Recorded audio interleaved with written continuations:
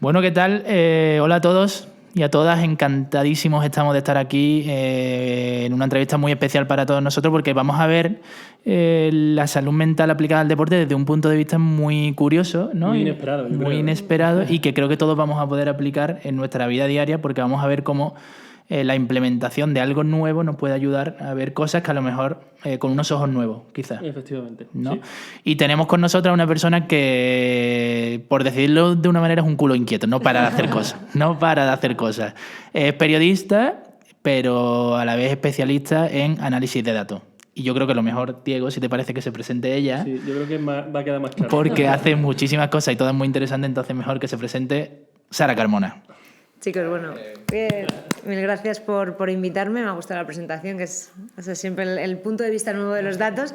Bueno, soy Sara Carmona, periodista de formación, pero poco a poco encontré en el dato pues, una forma distinta de comunicar y, bueno, pues como es un sector todavía en crecimiento absoluto, pues lo vamos implementando aquí en YouFirst en agencia, en colaboraciones con la Liga, con Relevo, el nuevo medio de comunicación, y luego en grabaciones de muchos tipos con diferentes programas. Pero bueno, es hablar de lo de siempre, que es lo que más nos gusta, de una forma distinta, pero no quiere decir que porque hable de datos no hable de fútbol, al revés.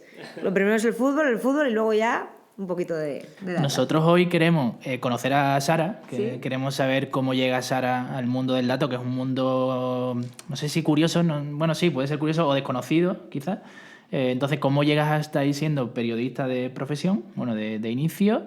Y después queremos conocer cómo a través del dato se conocen cosas que a lo mejor el ojo común no ve, ¿no? Que creo que vosotros, por el análisis que hacéis, veis cosas que a lo mejor no se ven. Entonces eso implementado en la vida normal puede darnos pie a que hay cosas que a lo mejor pasamos por alto y que hay muchas lecturas de un mismo dato, ¿no? Y que son importantes, totalmente. Bueno, yo muy jovencita, 19, 20 años, empiezo en la tele de mi ciudad, en Valladolid, a participar en tertulias periodísticas y me doy cuenta, al principio yo era estudiante de periodismo en ese momento y me doy cuenta de que yo estoy participando en tertulias en las que los compañeros con los que yo hablo llevan 20, 30 años ejerciendo la profesión, que yo no he ni empezado, o sea, yo no estoy ni en el punto de salida, estoy unos pasitos antes, ¿no? Y me di cuenta de que por mucho que yo aportase lo que yo entendía de aquel partido, de aquella temporada, mi bagaje era infinitamente más corto y para mí la experiencia es un grado importantísimo. Entonces dije, ¿qué puedo aportar yo distinto, no? Y encontré una persona que allí en Valladolid trataba muchísimo el dato, que luego forma parte de diferentes cuerpos técnicos, que ya en esa televisión daba alguna pincelada con datos, lo que él estimaba dónde iba a estar la salvación o el descenso o el ascenso. Entonces, trabajando en ese sector, lo que encontramos dije, ostras, pues creo que mi argumento aquí cambia, ¿no? Mi discurso cambia con el dato. Lo conocí a él, conocí un poquito este sector, empecé a aplicar algún datito en estas tertulias y después, poquito a poco, me fui formando de forma paralela. Entonces fue ahí, no sé qué llegó antes, ¿no? Pero poco a poco pues empecé a hablar un poquito, a argumentar de otra forma, porque a veces hablaba de partidos en los que yo no había nacido, o temporadas en las que yo no había nacido. Había compañeros que decían, yo me acuerdo perfectamente de la temporada 90-91, y yo decía, ostras, es que no había nacido, ¿qué hago yo aquí, sabes? ¿No? ¿Qué puedo aportar distinto? Pero fue arriesgado también, claro. O sea, que empieza de una forma, o sea, para diferenciarte, ¿no? Quizá un poco y aportar Sí, algo distinto.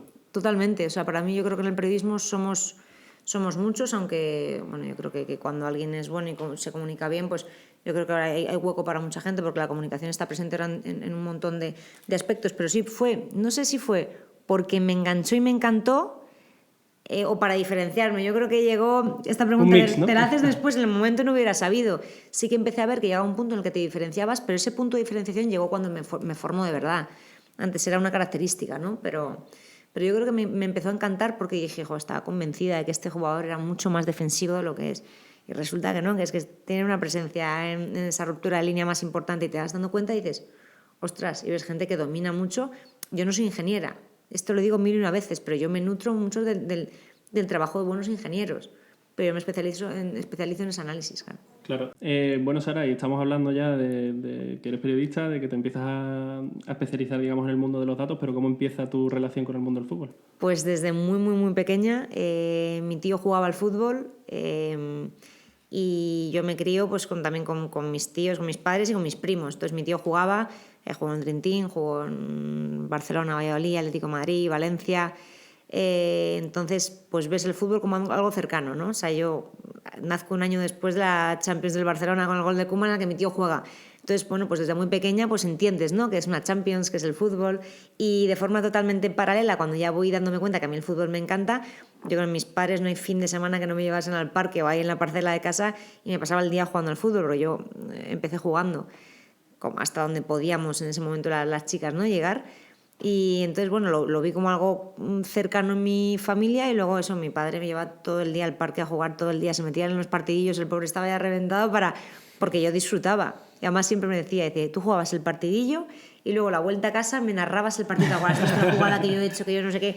Y había niños mucho más mayores que yo. Claro. Y luego una anécdota, yo juego en el equipo con chavales que luego han llegado. Tengo vecinos y compañeros como Iván Alejo, que a veces lo hablo con él, que está en primera, bueno, ahora con el Cádiz que descendió, ¿no? Pero que me he criado jugando al fútbol con ellos, y el compañero que te he dicho, mi íntimo amigo que estuvo muchos años en las canteras del Real Madrid. Entonces yo lo vi como algo que formaba parte de mi vida. O sea, de hecho yo, cuando era muy pequeña, el cómo yo vestía dependía de si yo calculaba que iba a salir un partidillo. Entonces las zapatillas eran, y me decían mis padres, no, es que es la comunión. Digo, ya, pero es que va a haber partidillo. O sea, era obsesión. Y luego poco a poco voy formándome, y yo quería estudiar medicina, ¿no? Pero digo, ostras, es que esto me... De todas maneras, si tú le ibas narrando el partido a tu padre al terminar el partidillo, tu faceta comunicativa ya nació ahí, en realidad, ¿eh? Yo, lo de comunicar me gusta. Yo, por ejemplo, presentaba siempre la graduación del cole, la graduación del instituto, siempre la presenté yo, y me encantaba, cuando lo normal era esa edad decir, yo no me pongo ahí delante ni de broma. Claro. Y me volvía loca, pero yo quería estudiar medicina.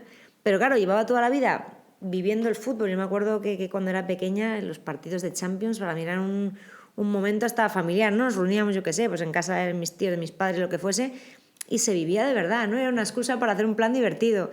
Y yo soy de Valladolid, entonces el Real Valladolid pues también lo he vivido muchísimo. Entonces para mí era algo normal, y cuando empiezo a darme cuenta que encima me gustaba comunicar y que esto incluso podía formar parte de mi trayectoria, decía, ostras, esto es Disneyland París, ¿no? Te olvidaste de la medicina, ¿no? Pues me da mucha rabia, siempre digo, si algún día ahora ya no me da la vida, no hagan más cosas, no hagan más cosas. Me jubilo, ¿no? Me encantaría ir de oyente, Dios, como una espinita que tengo y me flipa todo lo que... Pero qué guay, porque tienes como esa curiosidad por aprender. Mira que ya haces cosas que mucha gente cuando hace tantas cosas dice, bueno, yo ya tengo suficiente claro. Pero tú tienes como esa curiosidad encima por decir, es que me gusta, pero lo puedes hacer como hobby a lo mejor. Hombre, sí, nada. Pero puedes parar. Acabaría de médico en un equipo de fútbol, bueno, seguro. Eso seguro. No hay duda. Me voy a limitar a Berghaus, y ya con eso ya me quito la espinita. Oye, ¿y cómo...? Lógicamente, y por suerte eso está cambiando hoy en día, pero las chicas en el mundo del fútbol siempre ha habido mayoritariamente, tanto en el periodismo deportivo como incluso jugando partidillos, ha sido mayoritariamente. Sí.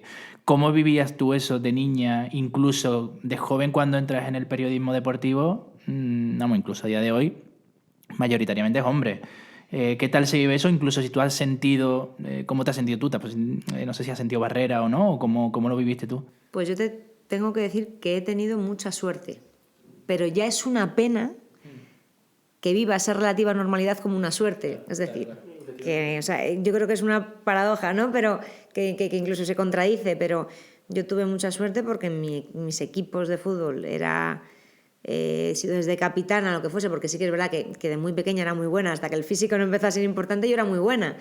E incluso he ido varias veces a la selección de Castilla y León, etcétera, pero aquello no tiene nada que ver. Yo, para que os hagáis una idea, cuando eres más pequeñaja, pues ni te cambias ahí en los vestuarios, pero cuando ya empiezas a necesitar vestuario y ya se profesionaliza mínimamente el fútbol, o pasas de fútbol sala a fútbol 7, yo no había vestuarios para chicas, no había espacio. Sí, yo recuerdo, yo jugaba con una chica que jugaba al fútbol que era increíble, y ya cambiábamos en vestuario, o ella se cambiaba antes y ya después que nos cambiábamos nosotros, o que no tenía vestuarios para ella, lógicamente. Yo recuerdo que a mí me lo dejaban los árbitros, a mí me metían el de los árbitros, entre semana no estaban los árbitros, y cuando se jugaba el partido, o ellos me dejaban, normalmente ellos iban antes, o me dejaban después. Pero porque yo estabas hablando, perdona que te corte, o sea, tú estabas en un equipo de chicos y tú... Sí, era mixto siempre. Eso, y yo siempre fui la única, a excepción de cuando era muy chiquitina en el cole, que había otra chica a veces, y luego cuando ya juego un poquito más mayor, ya pues justo inicios de la ESO, que poco más duré, muy poquito más duré, ahí ya era la única. pero la única yo creo que prácticamente, y te permitían jugar con chicos más pequeños, no sé si una categoría o dos más pequeños, porque claro, físicamente y todo era un salto. Y yo jugaba con, igual había alguno de mi edad, pero lo normal es que fueran más pequeños. Yo lo disfrutaba igual, pero sí que es verdad que te das cuenta que no era tu sitio. O sea, no era tu sitio porque jugases bien o mal, tu progreso no iba a ser el mismo, porque el contexto no era el mismo. Yo de muy pequeña recuerdo, pero como si fuera ayer, además el campo todo en la mañana, el todo, y ver a los del otro equipo, ¡hola, una chica! Aquello era la frase prototípica, ¡hola, una chica! Yo tenía compañeros que decían, ya verás, la chica. O tú hacías algo bueno en el campo y no era, ¡jo, qué bien! No era, te ha hecho un caño una chica, te ha regateado una chica. Y por no hablar de lo que luego ya llega cuando eres más mayor, que se manimacho, que si tal, eso es una constante y creo que lo sigue siendo, ¿eh? O sea, pero digo que he tenido mucha suerte porque mis equipos, o los padres, los compañeros, era una más a otro nivel. De hecho, es que ahora digo, gracias a eso vivo del fútbol de alguna forma. ¿Y en el periodismo has notado, porque igual el periodismo deportivo mayoritariamente ha sido siempre masculino, ahora sí se empieza a ver quizás un poco más de presencia femenina? ¿Tú notaste en los inicios sobre todo algo de barrera o...? Pues te tengo que decir que cuando yo empiezo en todo esto ya ha habido muchas compañeras que han roto muchas barreras. Entonces yo no recuerdo una redacción en la que haya entrado en la que no hubiesen bastantes mujeres. Bastantes mujeres. En pantalla, en directo. Entonces yo ya entro cuando hay mucha gente que se ha llevado muchos golpes. Sí que es cierto que como mi discurso empezó a ser muy técnico desde muy pronto y era un tema difícilmente, cuando tú das datos muy concretos, ya cuando avanzas, es un tema que por supuesto que te pueden llevar y te deben de llevar la contraria, pero de inicio no van a por ti porque es un discurso relativamente objetivo. Entonces, bueno, pues te sales un poco, pasas de ser esa periodista que igual está dando su opinión a algo más analítica. Entonces yo he tenido mucha suerte también incluso en las opiniones posteriores, pero eso hablo de suerte y es una pena, ¿no? Pero sí que creo que ha habido muchas compañeras, entonces yo ahora veo entrevistas y leo comentarios que ellas hacen, que ellas han vivido cosas mucho peores que yo. Creo que siguen existiendo, creo que ellas han roto la barrera. Yo hablo de mi suerte, pero hay de todo, totalmente de todo. Totalmente, vamos. Qué bueno. Sí.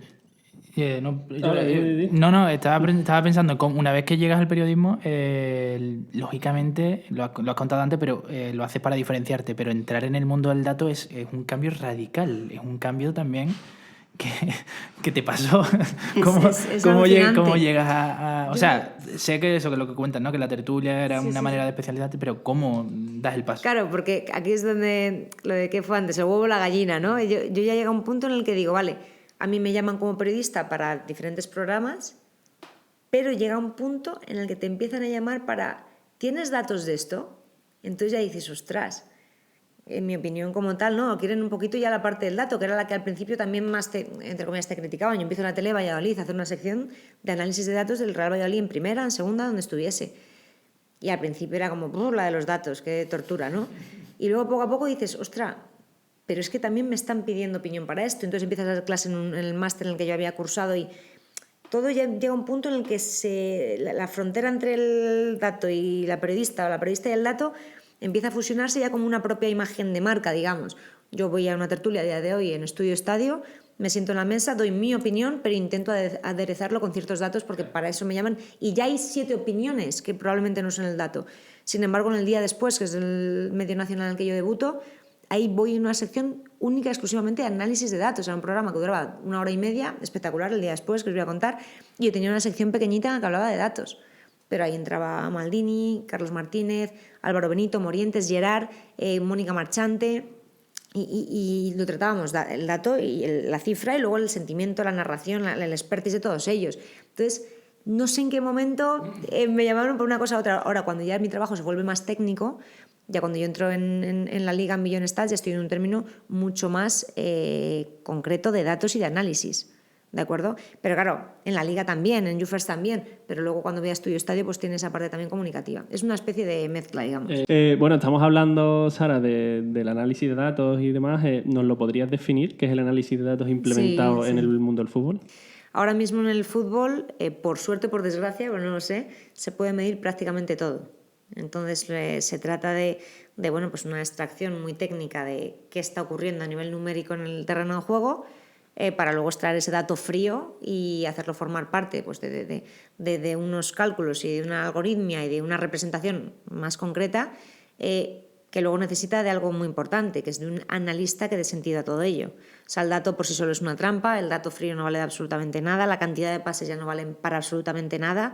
Entonces necesitamos mucho expertise en juego, en fútbol, para que ese dato cobre un sentido. Entonces digamos que es de alguna forma intentar analizar de forma objetiva lo que pasa en el terreno de juego para intentar obtener y extraer información de valor. Ahora, una parte está el dato, es como el que tiene un diamante sin pulir y el que va puliendo un diamante.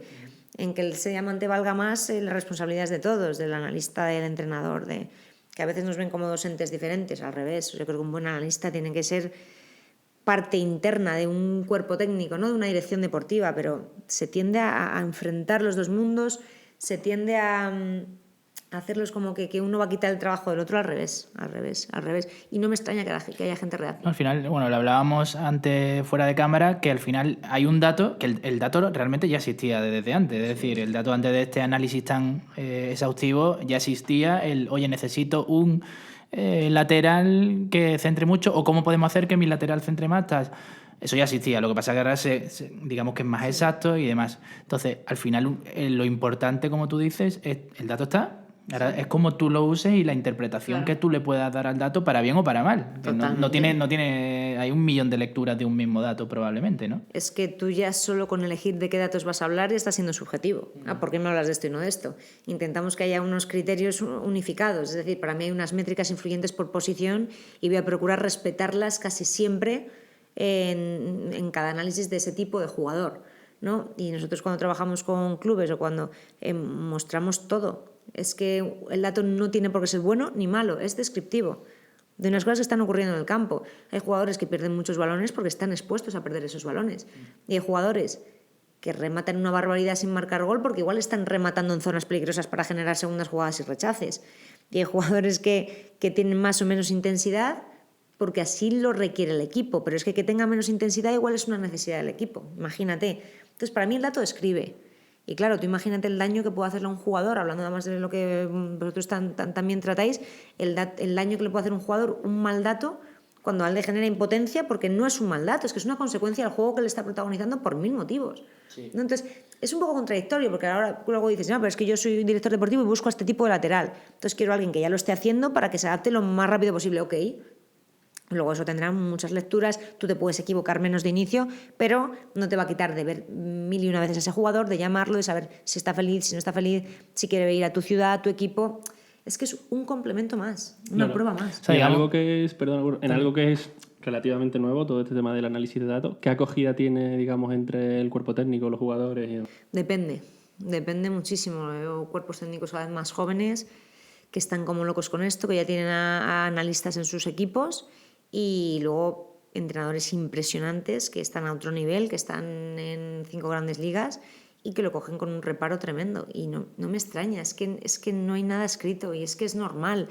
Al final hay entrenadores que tienen el recuerdo de que aquí va a llegar un analista y te va a dar 100 folios, que esto ha pasado. Entonces cogen el informe y ¿qué hacen con esos 100 folios? Se pierden. Se quieren morir, es que solo por no pensar en el momento en el que tienes que abrir a ver cosas que igual no te han explicado. Entonces, yo creo que un analista, además, que el analista de datos no tiene por qué ser un ingeniero que llega con sus 5 ordenadores. No, es que muchas veces ha pasado el analista de vídeo, el analista de juego, se ha empezado a formar en análisis de datos. Entonces ya es alguien intrínseco en su cuerpo técnico que además en su argumento mete un poquito de dato. Claro. Entonces, yo creo que en muchos casos la actitud de los profesionales en torno al dato depende de experiencias previas. Entonces nos pasa como a todos en todos los sentidos. No, y que vemos al final en el mundo del fútbol es una industria que no vamos a descubrir ahora, es gigantesca y que sí da la sensación de que todavía le falta a lo mejor varios pasos para ser más profesional en determinados ámbitos. Y por ejemplo, el dato, o sea, no podemos ir contra el progreso que lógicamente te está ayudando. Vamos a ver cómo lo implementamos, ¿no? para que funcione. Entonces, claro, has dicho que hay entrenadores jóvenes que sí ya lo adaptan más, no sé si porque lo han vivido en su formación, igual ¿Qué tal ese tipo de entrenador, quizá que se nos pueden venir alguna a la cabeza un poco más vieja escuela, que su manera de entrenar es tradicional, de no quiero no datos, sino que no quiero casi tecnología en mi staff o en mi entrenamiento? ¿Cómo se enfrenta a eso? Eso es como todo. Tú a un niño de 6 años no le enseñas a leer como enseñas a un niño de 14 a hacer raíces cuadradas. ¿Por qué? Porque estás en diferentes momentos y tu experiencia te ha hecho estar más cercano o no, o que para ti eso sea nuevo o no. Es como la inteligencia artificial. Entonces, ¿qué tenemos que hacer nosotros aquí? Adecuar el mensaje. Si yo tengo un entrenador que no solo no le gusta, sino que encima, que es el principal problema a veces, es que no lo han visto en su vida. Entonces de repente te dicen que de un partido se extraen millones de datos. Entonces esa persona dice, me muero en el sitio, qué horror. Qué horror, o sea, que llevo yo toda la vida siendo aquí profesional en esto y va a llegar alguien que saca datos. Entonces se adecua el mensaje de decir, oye, tus ideas son estas, te puedo dar ciertas pinceladas que igual te pueden venir bien. Y sobre todo, crear equipo con la persona que va a decidir. Es decir, si yo voy a trabajar con un entrenador, un director deportivo, la clave es ver mucho juego con él, intentar detectar cuáles son sus inquietudes, a ver si yo con mis herramientas ayudo a resolver los problemas a los que él se enfrenta. El fútbol es todo toma de decisiones, todo toma de decisiones. Y con el dato intentamos reducir ese riesgo en la toma de decisiones. Que es una Sí, pero frase ¿crees que puede condicionar? Porque creo que mucha parte del miedo viene a que les puede condicionar lo que salga después en los datos. ¿Crees que eso puede pasar? Es que si un entrenador tiene su metodología, su forma de trabajar, su equipo y su staff, raro es que le cambie de forma radical una decisión. Ahora, si realmente el dato te está cambiando radical una toma de decisiones, probablemente es porque tengas una confianza tremenda en ese estudio, porque tengas cosas muy medidas y porque aquí hay una cosa clara, el dato con vídeo y el vídeo con dato.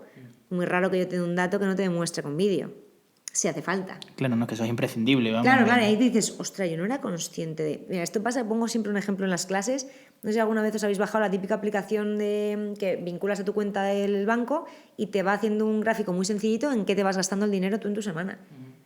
Yo me caí para atrás, digo, que me gasto 60 euros al mes, o sea, en cafés, imposible, tú te crees que te gastas, ¿no? Sí, o porque, 70, claro, 80 claro. o 100, dices, es imposible. Es imposible que yo no me gasto el dinero 3 veces la factura de la luz en cafés por ahí. Y te lo gastas. Sí. Y te lo gastas, os lo puedo asegurar. Y hasta que mi móvil no me dice, pum, pum, pum, 4 gráficos así random de en ropa este mes, no sé cuánto. Y dices tú, pero si yo lo sé, si yo lo vivo, si yo lo hago, yo lo protagonizo. Yo es mi día a día. Y yo no sabía que me pasaba no eras consciente, esto. Claro. Y entonces eso a veces con el dato dices, joder, pues oye, pues tienes esta tendencia. ¿Por qué tienes esta tendencia de generas estas recuperaciones? Y cuando haces recuperaciones en estas circunstancias tienes, en la mayoría de veces, acometes este tipo de acción. Y te dan explicaciones los jugadores de todo tipo. Oye, ¿y si entrenamos? Porque cuando lo haces hacia el otro lado sorprendes más, no lo esperan, va un poquito mejor. Igual te explican por qué y no van a cambiar, o igual te encuentras con respuestas que dicen, bueno, vamos a trabajarlo. Si realmente puede ir mejor por aquí. Entonces dices, joder, igual das variabilidad, ¿no?, las opciones de un jugador.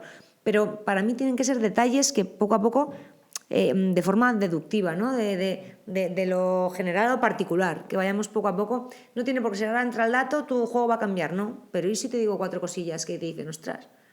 Pues qué interesante. Yo creo que también, que lo comentábamos Curro y yo cuando estábamos preparando la entrevista, yo creo que al final el dato también va a hacer que quizás, oye, cuerpos técnicos, jugadores, tengan que tener como un abanico más grande de posibilidades, ¿no? O sea, me estás dando datos para decir, pues contra este equipo, ¿no?, es mejor jugar de esta forma.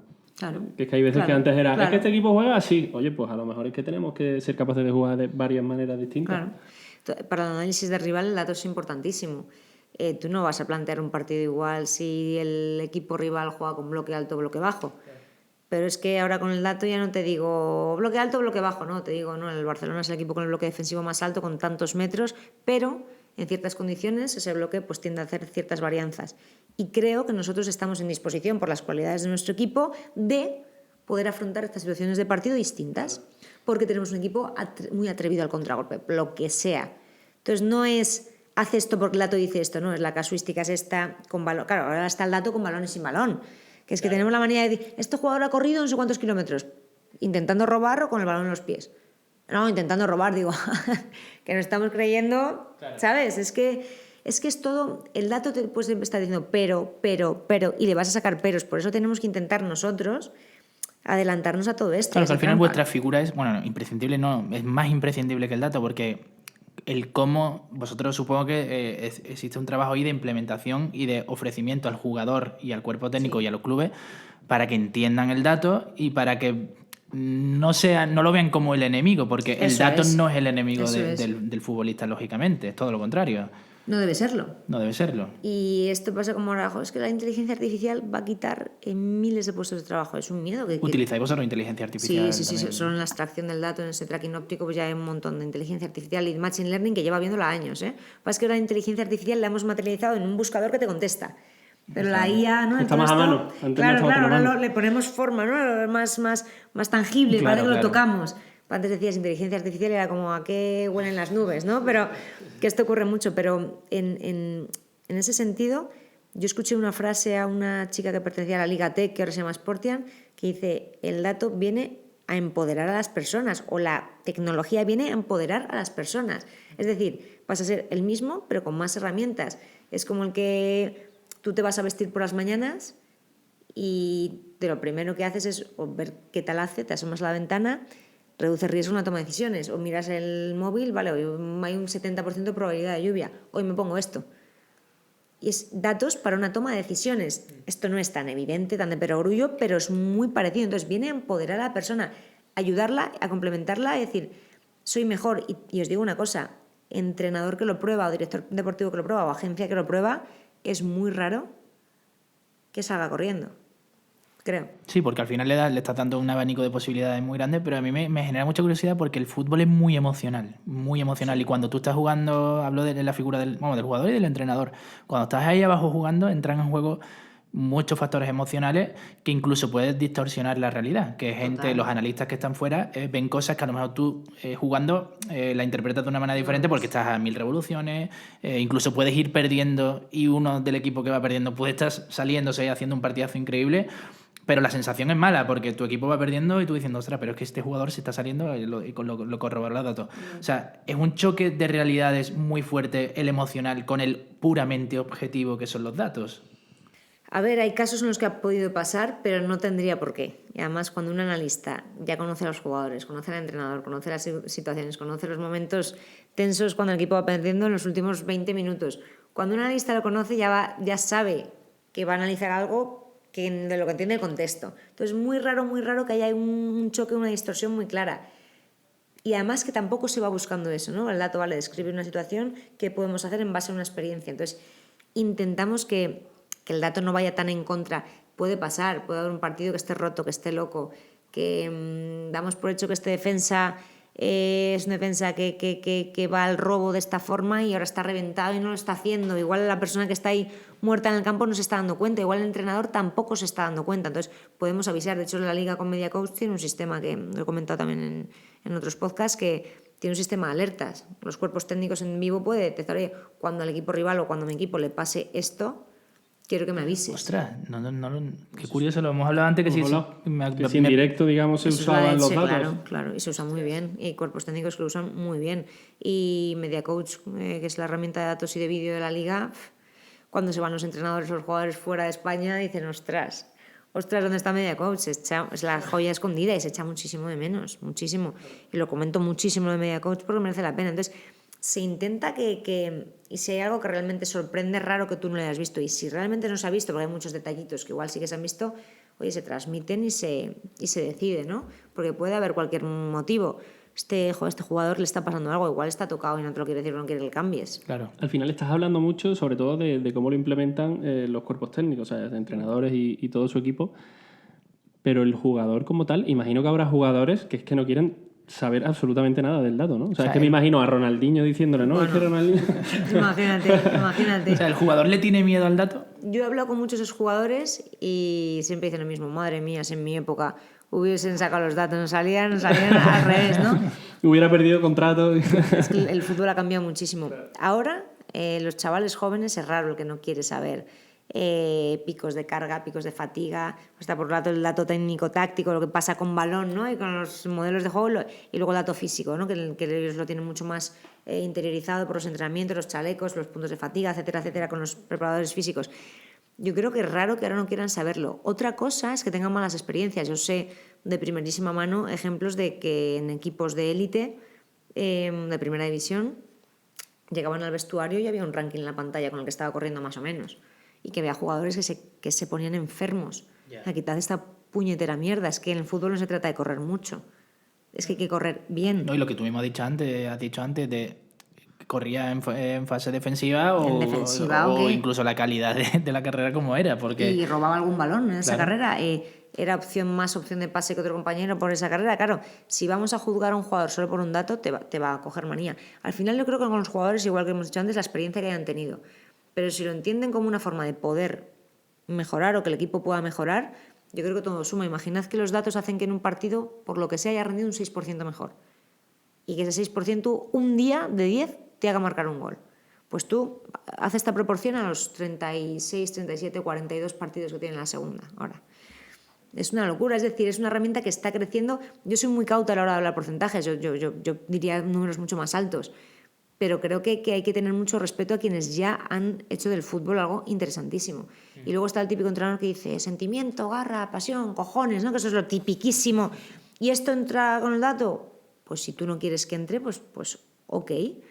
Ahora la industria ha hablado, los equipos han hablado, pero es que lo entiendo perfectamente. Y luego muchos entrenadores tradicionales que si estos lo ven como... Y luego otra cosa que digo, es que no estamos hablando de un informe de 100 hojas con 40 gráficos, es que igual estamos hablando ya de un WhatsApp, de una llamada, de un café en el que das 4 claves, en el que le pones 4 vídeos y dices, oye, del dato he encontrado que esto es un patrón que están cumpliendo en cuanto empiezan a perder el partido. Tenlo en cuenta, por si te viene bien. Claro. Y le das un recurso más a su cabeza. Sí, al final es también la forma en la que el analista transmite ese dato, ¿no? Claro, y sobre todo, el entrenador, igual al principio no quiere saber nada de ti, le das un dato. Y hablo de un entrenador de una forma hipotética, puede ser un jugador, puede ser un director deportivo, puede ser un agente de representación.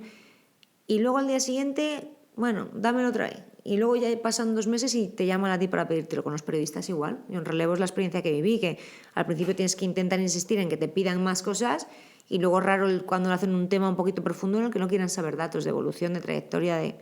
Pero claro, luego ya están los medios de comunicación, cómo usamos el dato. Yeah. Los datos lo confirman. Yo leí hace un tiempo. Los datos lo confirman. La sociedad Cross y Modric ha llegado a su fin. Esto hace 1 año y medio, 2. Te quieres dar un cabezazo contra la pared y dices, ¿qué tontería es esta? ¿Cómo que ha llegado a su fin? Vamos a ver qué ha pasado aquí, ¿no? ¿En qué dato está apoyando? No, porque se pasa menos, vaya tontería más grande. Oye, ¿qué disfrutas tú más? ¿La recopilación y o sea, los datos que... Supongo que habrá datos súper curiosos que sí. Nosotros que no los analizamos no los vemos.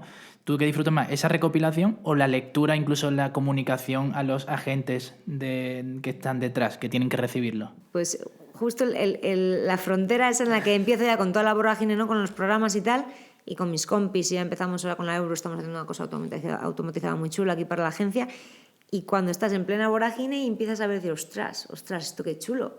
Entonces, yo no sabía que este jugador nuestro estaba influyendo tantísimo en las acciones de peligro. Entonces, en ese proceso en el que para preparar el discurso vas ya desgranando la parte final del análisis, dices, ¡buah, qué pasada! Y ahí ya automáticamente en tu cabeza te estás viendo en esa exposición del dato. La parte que más me gusta es la de comunicar. O sea, de hecho, yo creo que si tengo la suerte de poder vivir de esto que me gusta es porque he conseguido que me entiendan. Y no soy ni la mejor analista, yo no soy ingeniera, pero ostras, sí, sobre todo hablar fútbol. Si dices, ostras, me han entendido mínimamente y yo tengo un equipo detrás de pedazo de ingenieros que me garantizan que esto que estoy sacando es neto y proveedores buenos. Y dices, pues si me han entendido y les ha medio gustado, pues que se enganchen, ¿no? Que se enganchen. Al final, bueno, es que es la fusión que has hablado tú antes, o sea, tu parte de periodismo con esta parte de análisis de datos. Totalmente, pero sobre todo pensar en el jugador como jugador. Que cuando tú ya tienes una serie de datos, le preguntas a él más o menos tú cómo entiendes tu juego y te dice, no, es que a mí lo que me está pasando en el campo es esto, y dices, ostras, claro, por eso está perdiendo balones, por eso está presionando tantísimo y no recupera. Por eso entiendes que es que el míster le está pidiendo que corra. Y dices, si no te hace falta correr ya, pero es que quieren vernos correr. Y dices, vale, ¿y qué hago yo? ¿Le vengo a decir que lo está haciendo mal cuando él puede sentir otra cosa? No. Es decir, oye, pues está pasando esto, pues vamos a intentar darle la vuelta, ¿no? ¿Lo valoráis vosotros? O sea, bueno, seguro que sí, lógicamente, pero ¿cómo lo hacéis? El saber que estáis ante una persona, el humanizar, digamos, el dato, el saber que estáis ante una persona que lógicamente tiene sentimiento, que puede estar frustrado porque a lo mejor no le está yendo bien o muy por encima porque le está yendo genial sobre el papel. ¿Cómo tratáis esa humanización del dato? Porque creo que debe ser incluso lo más difícil, ¿no? Totalmente. Y luego las cosas objetivas le das un enfoque más subjetivo, pues imagínate las versiones que puede tener. Claro. Son inmensas, pero esto es como cuando hay niños que tienen una inteligencia emocional inmensa y luego se les está midiendo por un parámetro tradicional y tienen un 4, un 5 y un 3, ¿no? Y dices, joder, si este niño tiene unas capacidades estupendas, pero es que a veces una nota fría pues tiene que enfocarse a otros potenciales. Entonces, con el dato, yo creo que en muchas ocasiones puede pasar lo mismo. Tenemos que intentar tener a la persona al primero y que él hable, que él se explique, él, oye, tú le das una serie de datos, ¿te cuadran? Sí, mira, nunca lo hubiera dicho. A mí me gusta mucho cuando un jugador ve sus datos y vienen a veces con sus hermanos, y dice, ¿ves? Yo me acuerdo de 2 hermanos en la vida que dice, y se daban, te lo dije, que yo te lo dije, se iban dando así. Y dices, hostia, qué pasada, ¿no? Que tú por fin hayas puesto nombre a eso que él siente, y muchas veces damos luz a impotencias que ellos sienten. O sea, que normalmente decimos que a veces el jugador está enfadado porque tengo experiencias contrarias. Decir, joder, no sabía explicar, no sabía yo decir esto que estaba ocurriendo. Yeah. Entonces mola mucho, y la persona siempre escucharle, porque de su explicación de su juego, normalmente ahí lo que se le están pidiendo, su sentir, si está más o menos tocado, y dices, amigos, que ahora entiendo muchísimas cosas. Que ahí llegamos al punto de convertir el dato en aliado. Claro. Hemos hablado de que el futbolista muchas veces ha podido tener miedo por los datos que pueden salir. No voy a atreverme a romper una línea por si fallo y el dato puede ser malo, pero aquí, sin embargo, le estamos dando el punto de vista positivo de, oye, es que te puede explicar muchas cosas que tú te has podido crear miedo, ansiedad, claro, angustia o lo que sea, y que a través de esto podemos solucionarlo. Claro. Y podemos ver una vía de solución o de explicación, ¿no?, a través del dato. Totalmente. O sea, es decir, oye, ¿cuál es tu miedo? Pues mira, ahora mismo está el equipo en una situación horrorosa y si pierdo el balón, pues es que me van a crujir. Oye, pues mira, en este tipo de circunstancias te da muchísimo mejor resultado esta solución, ¿no? Cuando tú recibes en este tipo de criterios, tomas muy bien las decisiones. Intenta ir tranquilo a esta acción, que es buena, que es un pase más de seguridad, ¿no?, pero relativamente contenedor de la jugada. Pues bueno, ve tranquilo y empieza a hacer esto, y cuando te salgan ya varios de estos, no, imagínate, no ni soy entrenadora ni soy la que tiene que dar esto, pero es una idea que sí que puedes tratar en confianza con algún deportista, con algún repre, decir, oye, dile que intente salir de ese miedo con esta acción que para él es casi un 100% de efectividad, ¿no? Pero cuando hablamos de humanizar el dato y realmente el jugador y la persona que hay detrás, en una agencia un repre es mucho más que un repre. Es un amigo, es un confidente, claro, es la persona a la que tiene en su mano, entre comillas, tu futuro, aunque realmente el futuro está en las botas, en lo que hagan en el campo. Pero aquí en YouFirst, por ejemplo, es que detrás de un agente hay un equipo legal, un equipo financiero, un equipo de comunicación, un equipo de diseño, un equipo de marketing, un equipo de brands, de marcas, un equipo de performance y rendimiento con Lorena, que es una crack, un equipo de análisis de datos con mi departamento, de servicios, en los que les dan cobertura en lo que os podáis imaginar. Sí, al final es que se olviden de todo y que se dediquen a jugar. Que se dediquen a jugar al fútbol, que ni una mudanza les pueda quitar un dolor de cabeza, un tema con la embajada, porque claro, viajan, imagínate, les puede hacer que les duele la cabeza. Entonces dices, vale, pues somos un recurso más de la gente. Entonces ahí la persona prima, y si es que todo, es que aquí cuando se habla de un jugador se habla de sus parejas y de sus padres y de sus hijos. Y ahí vamos a lo que decía, creo que has dicho una compañera tuya, de empoderar a la persona a través de... Sí, que tiene toda la razón, que al final hay que utilizarlo para fortalecer la figura de la... Es más información, un diagnóstico con más información. Ahora, esa información tiene que ser muy buena, muy neutra, muy clásica, para que la entiendan, que luego, por supuesto, sea algo muy moderno y avanzado. No, y es que además, que también, hablando de la parte de humanizar, que luego hay que saber también cuándo transmitirle, imagino, el dato. Claro. Que al final el estado anímico, detrás hay un ser humano que puede estar en un momento bueno, puede estar en un momento malo, y no es lo mismo el equipo ganando, pues te doy estos datos, que cuando está perdiendo, él está cabizbajo. Y ve tú a decirle... Ahora, oye, pues es que pasa esto, hombre, pues a lo mejor ahora no quiero escuchar de datos. Totalmente, y no me extraña. O sea, yo también pienso mucho en qué cambia que yo diga ahora esto. No hablo yo porque yo no estoy en un cuerpo técnico, ¿no? Pero... ¿qué cambia si acaba el partido y le dices al repre, oye, aquí la ha liado, ¿no? ¿Qué cambia? Pues ahora mismo nada, cuando las cosas estén frías, asentadas, y a las 2 semanas sabes que va a venir el jugador, oye, ¿qué pasó en aquel partido? ¿Cómo te sentiste? ¿Cómo tal? Pues sí vimos esto, pero también vimos que... Pero al final, para mí es, si yo digo esto, ¿soluciono algo? Si la respuesta es sí, pues habrá que decirlo. Si la respuesta es un no rotundo, que esto pasa con los amigos, con las parejas, con todo en la vida, es decir, yo si suelto esto me quedo muy a gusto, pero sumo algo a alguien en algún tipo de no, pues para ti. Oye, ¿analizáis datos en más deporte? Pues nos estamos centrando en el fútbol, pero supongo que habrá un campo mucho más abierto en más deportes y demás, ¿no? Hay muchísimos. Aquí en YouFirst, básquet, baloncesto es una parte importantísima de la empresa, y en mi departamento también damos servicio a baloncesto. En volumen tenemos más volumen de trabajo con fútbol, y mi expertise es más en fútbol, pero tenemos compañeros especializados en el departamento de baloncesto, que ahí, bueno, el dato en baloncesto es una maravilla, es además... mucho más antiguo, mucho más contrastado. En el fútbol todo se guía por el gol, que es lo que menos se da en un partido. En el básquet es distinto. La canasta ya es vinculante en prácticamente todo, ¿no? Y lo que se hace para tirar a canasta. Y el dato nace en otros muchísimos deportes, en Estados Unidos, o no nace el dato ahí, ¿no? Pero se empieza a trabajar en esos sectores, en esos contextos, con lo cual hay muchos más deportes. Pero aquí en activo yo sobre todo foco en fútbol y luego delego también al equipo partes de baloncesto. Es que comentábamos antes porque Diego juega al golf desde pequeñito y le pregunté yo si en el golf o en el tenis, que nos gusta mucho a los dos, nos preguntábamos si se utilizaba. Y él me ha dicho que en el golf se utiliza. Sí, en el golf la toqué. En el golf, supongo que en Estados Unidos... Hombre, quizá no sea un análisis a lo mejor tan profundo, también al final como es un deporte individual, pero... Es más sencillo, ahí el dato es descriptivo. Es raro que te den muchísimas tomas de decisiones, a no ser que sean diferentes o más para futuro, ¿no? Pero claro, además que yo ahí lo mido por cuando veis las retransmisiones, veis datos por ahí. Tú ves tenis y ya ves datos por prácticamente todos lados. Sí. Tú ves golf y ya ves que hasta las infografías están pautadas en datos. Sí. Que a veces la infografía va antes o el dato no se sabe.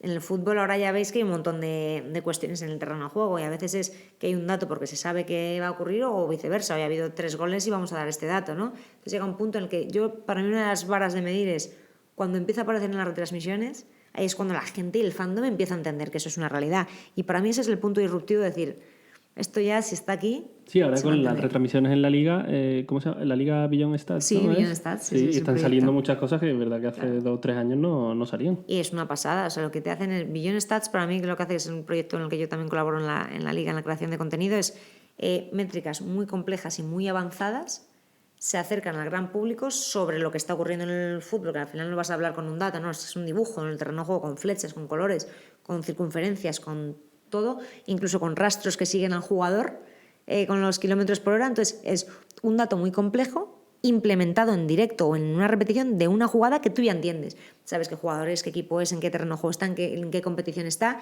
y en eso que tú ya entiendes como familiar, zona de confort, te meto el datito, que si te lo doy en frío, en un informe, te das un cabezazo contra la mano. No quiero ver esto ni en pintura, pero me lo estás pintando en lo que yo estoy consumiendo. Mola, distinto. Claro, oye, ¿el dato puede predecir un resultado de un...? La bola de cristal. No quiero que vayamos a casas de apuestas, pero vamos a ver, el dato puede... ¿A ti te ha pasado que tú viendo un partido tú decías que lo sabía que esto iba a ir por aquí porque los datos nos lo decían? Hay una frase que en muchas conferencias cuando está la liga hay uno de los responsables que siempre dice, si el dato sirviese para predecir, los que vivimos de esto estaríamos en una isla desierta ahora mismo porque hemos ganado todas las quinielas del mundo, ¿no? Entonces, para mí, y además ha generado siempre mucho rechazo la palabra predicción en el mundo del análisis de datos, ¿vale? Porque creo que somos grandes descriptores, pero no tenemos por qué predecir. Y sobre todo en el fútbol hay tantos factores, y lo que os he contado, lo que todo lo decide es lo que menos se da, que es el gol. La acción que menos pasa es lo que lo decide todo. Intentas analizar qué es lo que se hace bien para que llegue ese gol y te puedes acercar a muchas decisiones, pero para mí predecir es imposible y es lo mejor del mundo. O sea, nunca un dato va a quitar el trabajo a un entrenador. Claro. Te puede acotar tu toma de decisiones, pero creo que el tema de predecir para mí es una red flag, desde el que dicen los niños ahora, no red flag absoluto. O sea, creo que nunca va a ir a predecir. Te puede ayudar a equivocarte menos en una preparación y quiero creerlo, por supuestísimo. Claro. Pero para predecir casi nunca y es muy bueno que eso pase. Ya te iba a preguntar, Curro, que quién va a ganar la Eurocopa. Ojalá que España, para mí no tiene que haber más opciones. Totalmente. Oye, y ya que estamos aquí en las oficinas de Jufer, que nos has acogido también, ¿cómo se viven estos meses ahora de mercado de fichajes? Los compañeros, una vorágine increíble, es que no paran. No paran porque es un momento en el que tienes que estar en contacto con los clubes, pero también acompañando a la parte más personal del jugador y están todo el día hablando con ellos. A mí me encanta porque no hablan de ellos, os lo he contado antes, como ellos.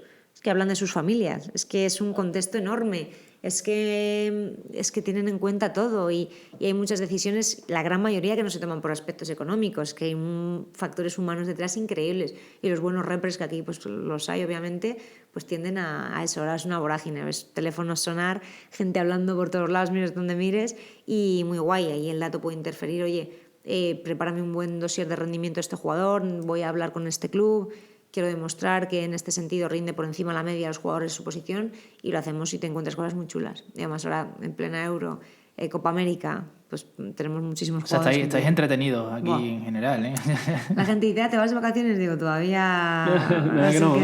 Y luego, sobre todo, que también acaba esto una semanilla igual de impasse, pero luego otra vez mercado, el último mes, la recta final, agosto, pues imagínate, aquí curra la gente y luego el día de cierre de mercado es la leche, porque nos reunimos todos hasta las 12 de la noche.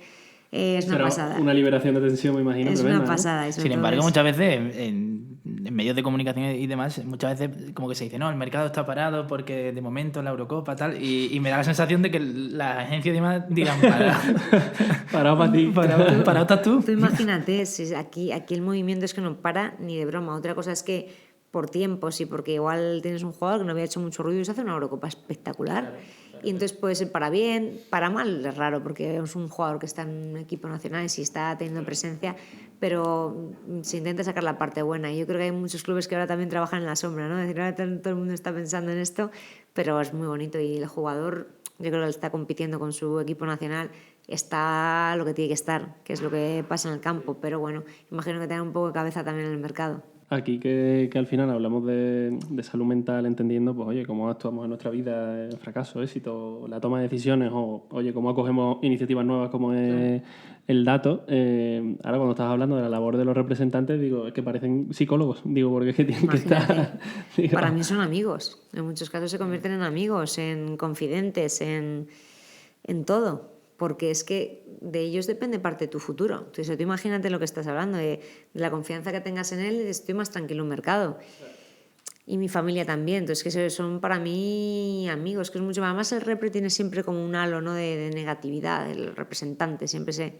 Y yo creo que es un sector que ha estado muy estigmatizado y muy señalado, y claro, hay de todo. Las malas praxis hacen que puedas pensar mal de... Pero yo aquí veo ejemplos todos los días, positivos, claro. Entonces ves la importancia y es que los repres al final, que con los niños, los jugadores, con los hijos, con las hijas, con las mujeres, con los padres, aquí cuando se recibe un jugador rara vez se le recibe solo. No, y me gusta porque al final hemos hablado de tanto de la tecnología como de los representantes que, como tú has dicho, en determinado momento ha tenido mala prensa quizá por lo que sea. Pero al final vemos como que todo marca la diferencia en la humanización de la persona. Es decir, las sensaciones que podemos tener. Has comentado la importancia de la familia alrededor del deportista, el papel del representante como apoyo, como psicólogo, como ha dicho Diego. O sea, todo es la humanización. Y en el dato pasa igual, que todo es la lectura que hay para que la persona lo vea como un aliado y decir, tío, que el error existe. Y el fútbol es un deporte de errores, que al final asumir el error como vamos a ponerle remedio. Parte del juego, claro, parte del juego, no pasa nada. Y es que eso es vital, es que al final, como alguien pretenda con el dato solucionar una papeleta que no ha solucionado otras 1000 formas, es raro. Que te pueda ayudar. Yo no sé quién decía, es que los ordenadores no ganan partidos, es que no los ganan, te pueden ayudar, ¿no? Sí, claro. Y sobre todo humanizarlo para mí es la clave, porque si yo tengo un equipo espectacular con el dato y con unos programas y unos proveedores increíbles y no somos capaces de que quieran recibirlo los repres, que se lo van a transmitir a sus jugadores, entonces me da igual mi trabajo. Si no lo cuentas no existe, ¿no? Claro. Pues estamos en las mismas. Oye, ¿dónde ves el mundo del dato en 10 años? Bueno, no voy a ir tan lejos porque es que cambia todo tanto en 5 años. Mira, esa pregunta me acuerdo que en uno de los últimos foros lo hicimos y hubo una persona que dijo, el tema de la inteligencia artificial, no nos volvamos locos, nos van a ayudar a reducir muchos tiempos en las partes más manuales de la selección del vídeo. Cuando tú ya le enseñas a la máquina, digamos, a detectar diferentes jugadas, y ya lo hace con una precisión tremenda, le dices de una forma más numérica, no más técnica. Los profesionales dicen, oye, si ocurre esto, esto, esto y esto con el balón, con respecto a estos jugadores en este contexto, esto se llama tal. Entonces, claro, te das cuenta que además lo hacen con un nivel de precisión tremendo, porque ya meten ubicaciones, meten zonas. Entonces, de alguna forma, ayudas a reducir tiempo y te deja más tiempo a ti en lo bonito, ¿no?, que es en el análisis. Claro, hay mucha gente que dice, no, claro, entonces pierdes trabajos de analistas. No, es que ese mismo analista va a estar, y en recursos también mola un montón, claro. Qué barbaridad, ¿no? Imagínate lo que puede dar de sí a través de la inteligencia artificial también. Pero al final es todo lo mismo, que vale, te va a dar datos, pero ¿cómo lo interpretas tú? Los datos? Claro. Todo va a llevar a la humanización. Lo más importante. Bueno, Curro, pues yo creo que ya... Sí, le vamos a hacer... pasar, casi nada. Le vamos a hacer la preguntita final que Hombre, siempre sí, hacemos. Eso siempre. Hazla tú, venga, que siempre la hago yo. Siempre le preguntamos a todos los invitados, Sara, que a qué 2 invitados le gustaría que tuviéramos nosotros y entrevistáramos. Siempre le decimos uno muy soñador, ¿vale? Y luego otro, pues a lo mejor es más alcanzable. Alguien que tú conozcas. Uno alguien el que, digas, "Oye, el que tú quieras. Por lo menos vamos a poner un requisito que es que hable español. Porque Oliver Torres nos dijo LeBron James. LeBron James. Claro. Tío, pero por lo menos Este que hable no- español. No puede ser. A ver, la mayor pedrada y me fliparía escucharla hablar de esto, Guardiola. Bueno, yo pagaría dinero por escucharla hablar de Oye, todo si sucede, esto. te vienes. Ojalá. Bueno, imagínate dentro de unos años me tenéis que llevar ahí al palco. y que me encantaría escucharla hablar tanto del tema del dato como de la salud mental, como de todo, porque yo creo que con su experiencia y con lo bien que ha hecho las cosas, sabes que es un alumno de Cruyff. O sea, es que todo empieza en las mejores condiciones. Es un alumno aventajado. Buah. Yo creo que Una el ventaja mejor del mundo. O sea, es un máquina. Espectacular, es un es que máquina. eso es otro Y tiene rollo. que ser muy, tiene que ser muy curioso verlo hablar del factor humano, ¿no? De Todo. cómo. Hombre, para él es vital, o sea, él personaliza las explicaciones y pasa horas con ellos. Es que no hay que hay... Yo nunca he visto tantos suplentes hablar de... Es que todos flipan, es que es una masterclass en bucle, ¿no? Durante una temporada. Ese como pedrada, que se me acaba de ocurrir, pero vamos, creo que No, si lo hubiese oye, pensado... no, Pero lo tenía interiorizado, lo tenía Sí, de no sé, dentro. me ha venido y he dicho, ostras, que es lo que más me puede gustar. Y luego, una persona a la que me encantaría que entrevistase, y se lo voy a decir, se llama Lorena Torres, es la referencia nacional a nivel de rendimiento deportivo en muchos más parámetros de lo que nos pensamos, que creemos que es preparación física, no. O sea, Lorena es una referencia a nivel internacional de todo lo que puede influir al jugador a rendir más y mejor, desde el sueño, que es una auténtica experta en el sueño, nutrición y en qué momentos de pautar esa nutrición, momentos de la temporada, y pregunta mucho a los jugadores por cómo están, cómo se sienten, su día a día, cómo es, qué te genera estrés. Entonces la vemos, esa parte súper psicológica, es la mejor, o sea, es que es la mejor. Y además ha sacado un libro hace poquito y a mí ella para mí es un referente en todo esto. Además también forma parte de YouFirst, luego ha sido una de las responsables de rendimiento de la selección española de básquet y mucho más. Lorena es mucho más. Qué pasada, pues está más que invitada, vamos. Totalmente, ¿no? Eso voy a decir, eso voy a Comunica decir. bien, lo ha aprendido bastante bien. Me pasó, creo que en otro podcast, en Offsides, creo que también, no sé si durante o después, dije, tenéis que traer a Lorena, es que es la mejor. Yo la he visto en acción con jugadores y dices, "Puf, qué locura". Ella dice, a mí me flipan los datos. Digo, ya, pero lo mío es una cosa un poco más técnica, pero lo tuyo es que yo la escucho en las reuniones y yo voy cogiendo notas en plan, prohibido el carbohidrato, no sé qué. ¿No?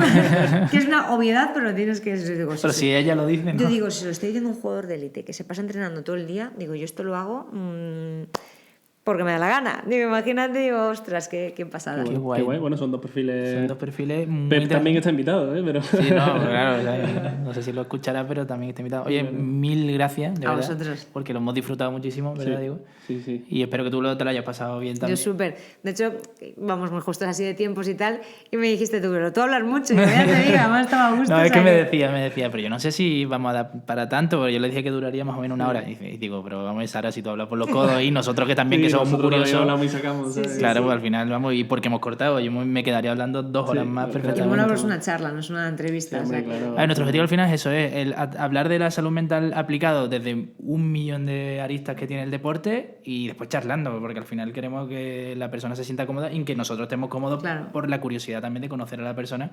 Que intuyo, por ejemplo, que con Lorena que has dicho que sería muy parecido en plan de una charla Nada, la leche. de saber qué hay detrás de todo eso. De todo, es que además te habla de cosas que te afectan en el día a día, el tema del sueño. Pues no tienes que ser deportista de élite para alucinar con cosas que te cuenta. Yo duermo fatal, ¿eh? A mí me va a ayudar mucho. Pues Yo es la hablar con leche. ella. Además, lo que pasa es que tenemos 1000 manías ahora, y os lo dirá, que nos van en contra las pantallas, todo. El tema de los ciclos circadianos, creo que se llama. Entonces, eso que digo, yo alucino. Luego me pongo a buscarlo y digo, qué buena es.